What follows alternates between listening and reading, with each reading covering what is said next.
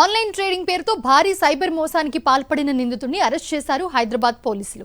Trading లో అధిక లాభాలు ఇస్తామని చెప్పి ఒక మహిళ నుంచి 3 కోట్లు కాజేయగా హైదరాబాద్ సైబర్ క్రైమ్ పోలీసులకు ఫిర్యాదు చేసిన బాధితురాలు కేసు నమోదు చేశారు పోలీసులు. అయితే నిందితుడు గోవాకి చెందిన రోనక్ వర్మగా తేల్చారు.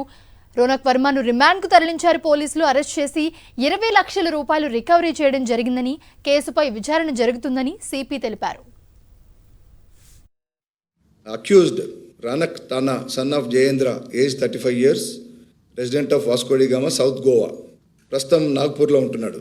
అతను మోడస్ ఆపరేండి అంటే ఈ గల్లిబుల్ ఇన్వెస్టర్స్కి మీరు యూనిటీ స్టాక్స్ అనే ఒక ఫిక్టిషియస్ ఫర్మ్, తర్వాత దాని యొక్క షేర్స్ ఉన్నట్టుగా చూపించి యూనిటీ స్టాక్స్లో మీరు ఇన్వెస్ట్ చేస్తే అది చాలా మంచి లాభాలు ఇచ్చే ఫర్మ్ అని, డైరెక్ట్గా మీరు షేర్స్ కొంటే త్వరితగతిన లాభాలు వస్తాయని చెప్పి యూర్ చేసి ఒక victim who is a lady and young lady, so invest చేయించేసి మొదట కొంత లాభాలు చూపించి తర్వాత చివరికి దాదాపు 3,16 లక్షలకు పైగా ఆ యంగ్ లేడీ నుంచి వాళ్ళ ఫాదర్ వాళ్ళు ఇచ్చిన ఆస్తిని ఆమె అమ్మేసి క్యాష్ని కూడా కన్వర్ట్ చేసి అందులో